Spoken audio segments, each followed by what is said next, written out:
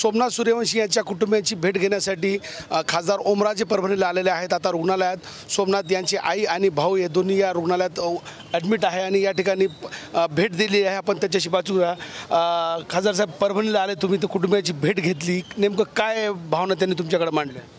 मला वाटतं ज्या पद्धतीनं त्यांची पोस्टमार्टम केलेली बॉडी त्यांच्या भावाने एक व्हिडिओ मला दाखवला आता, पूर्ण पाठीवर तिथं माराची ओळ आहे, तर म्हणजे काठीनं मारलेले पाठीवर, पाठीमागं, पूर्ण पायावर। मला वाटतं माणूस म्हणून जी माणसं जगतेत ह्या निर्मानुष म्हणजे इतक्या अमानुष पद्धतीनं त्या ठिकाणी मारहाण झालेली आहे। आणि पाठीवरची ओळ तर खोटं बोलत नाहीत ना, शरीरावरचे जे व्रण आहेत ते तर खोटं बोलत नाहीत ना। मला वाटतं इतक्या अशा विचित्र पद्धतीनं जर मारहाण झाली असेल, इतक्या वाईट पद्धतीनं जर मारहाण झाली असेल, म्हणजे इतकी मारहाण झाली की त्या बिचाऱ्यातनं जीव गळमवला। एक तरुण मला वाटतं अतिशय प्रतिकूल परिस्थितीमध्ये ज्याच्या वडिलांनी दगडं फोडून आपल्या तिन्ही लेकरांना शिकवलं। त्यांचे दोन्ही भाऊ सांगत होते की आमचं सारखं ती स्वतः आणि त्यांचे दोन्ही भाऊ जिथं काम भेटल दगडं फोडायचं तिथं जायचं आणि तिथल्या शाळेत ॲडमिशन घेऊन मला वाटतं ही तिन्ही लेकरं स्वतः शिक्षण करायचं काम प्रतिकूल परिस्थितीत केली होती।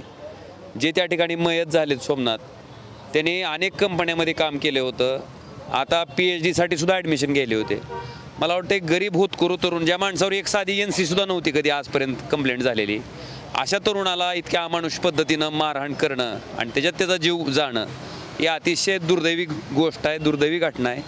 मला वाटतं की ह्याची सखोल चौकशी झाली पाहिजे आणि जे कोणी दोषी असतील मग ते कोणी का असं ना त्याच्यावर कठोरातली कठोर कारवाई झाली पाहिजे, जेणेकरून पुन्हा असं कुठलंही गैरपाऊल, कारण कायदा सांभाळायचं काम आहे, कायदा त्या ठिकाणी राखायचं काम आहे, कायदा सुव्यवस्था त्या ठिकाणी सांभाळायची पोलिसाची जबाबदारी आहे।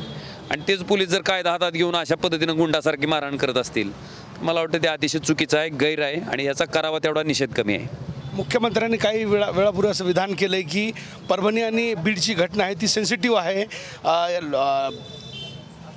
राजकारण्यांनी किंवा नेत्यांनी त्या ठिकाणी पर्यटनाला जाऊ नये।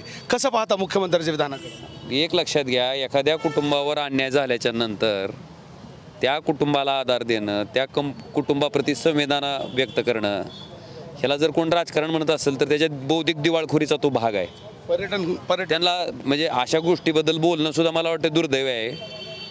अशा पद्धतीनं ज्या अर्थी आपण राज्याचं प्रमुख म्हणून काम करतो त्या अर्थी राज्यातली कायदा आणि सुव्यवस्था सांभाळायची जबाबदारी कुठंतरी आपली असते आणि अशा परिस्थितीमध्ये अशा वाईट घटना म्हणजे बीडला झालेली घटना आपण बघितली असेल की इतक्या अमानुष पद्धतीनं त्या ठिकाणी त्यांचा जीव घेतला गेला, त्यांचा खून केला गेला। त्या घटनेबद्दल आणि इथली परभणीची घटना ज्या पद्धतीनं पोलिसांनी लाठीचार्ज करून पूर्ण शरीरावर म्हणजे भाग कुठला शिल्लक नाही त्या तरुणाचा वळण असलेला, इतक्या अमानुष पद्धतीनं लाठीमार करून त्याचा जीव घेतला असेल आणि ह्या घटनेकडे आपण संवेदनशीलतेनं न बघता जर ह्याला कोण म्हणजे वेगवेगळ्या पद्धतीने हिणावत असेल तर मला वाटतं तो त्यांच्या बौद्धिक दिवाळखोरीचा आणि संवेदनहीनतेचा हा पुरावा आहे। बीड आणि परभणीची घटना घडली, कोणाचा फेल्युअर आहे असं वाटतं तुम्हाला? नेमकं निश्चितपणे कायदा सुव्यवस्था राखायचं काम सरकार या नात्यानं त्या ठिकाणी गृहमंत्र्यांचं असतं आणि त्या गृहमंत्र्याच्या अखत्यारीत येणारे पोलीस, मला वाटतं त्यांची ही जबाबदारी आहे। आपण बघितलं असेल बीडच्या घटनेमध्ये केजला जी झाला, मसाजोगमधल्या सरपंचाचे त्या ठिकाणी हत्या झाली अतिशय निगृतपणे, त्यावेळेस त्यांचे भाऊ पोलीस स्टेशनला बसले होते, ते वारंवार विनंती करत होते की त्यांचं अपहरण झालं, तुम्हीच चला। मला वाटते पोलिसांनी कुठं FIR नोंदवत बस, इकडं फोन कर तिकडं फोन कर, मला वाटतं त्यांना शोधायचं सोडून अशा पद्धतीनं स्वतःची निष्क्रियता दाखवली। मला वाटतं ते सुद्धा पोलिसांचंच फेल्युअर आहे। आणि इथं सुद्धा जर आपण बघितलं असेल, इथं एखादी घटना घडली, ही घटना घडल्याच्या नंतर जे कोणी दोषी असतील त्यांना ठीक आहे शासन करणं, त्यांच्यावर केसेस दाखल करणं, त्यांना गजाआड करणं इथपर्यंत समजू शकतो, पण त्यांना ताब्यात घ्यायचं आणि हा तर पोरगा काहीच नाही घेऊ, त्याच्यावर साधी NC पण नाही, त्याचं काही क्रिमिनल रेकॉर्ड आहे, ते बिचारं शिक्षण करून प्रतिकूल परिस्थितीमध्ये शिकलेलं पोरगा आहे, त्याचं कुटुंब चालवतं आहे।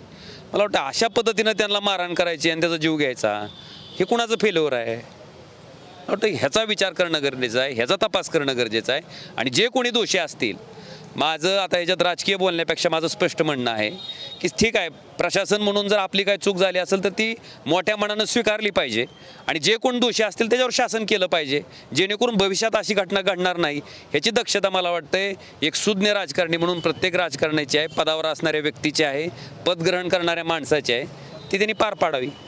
न्यायालयीन चौकशी घोषित झाली सरकारकडून, मात्र प्रत्यक्षात आजवर सुरू झाली नाही. आता तुम्ही खासदार आहेत, संजय जाधव खासदार आहे, आता पुढचा आंदोलन किंवा त्याची आवाज लोकसभेपर्यंत उचलणार? निश्चितपणे ह्या घटनेच्या बाबतीत जर सरकारनं त्या ठिकाणी दिलेल्या आश्वासनाची पूर्तता केली नाही किंवा सरकार बोललं एक आणि वागलं एक, तर निश्चितपणे बंडू बॉस असतील ह्या भागाचे खासदार, मी असेल, कारण ती जो हे जो सूर्यवंशीचं कुटुंब आहे ते रामलिंग मुदगड म्हणून माझ्याच मतदारसंघामध्ये निलंगा तालुक्यात गाव येतं आहे, तिथलं ते मूळचे आहेत, स्वतःचं पोट भरण्यासाठी ती परभणीला आलेले आहेत. त्याच्यामुळं निश्चितपणे एक माणूस म्हणून आणि लोकप्रतिनिधी म्हणून आम्ही सगळेजण त्यांच्या सोबत आहेत आणि ताकदीने सोबत आहेत.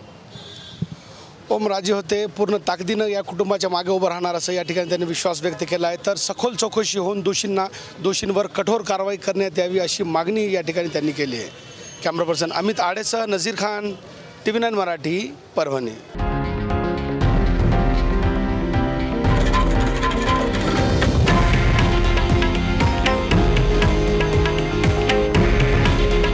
हे आहे देशातील नंबर 1 न्यूज नेटवर्क आणि आपण पाहत आहात TV9 मराठी. काळजी तुमची, हित महाराष्ट्राचं.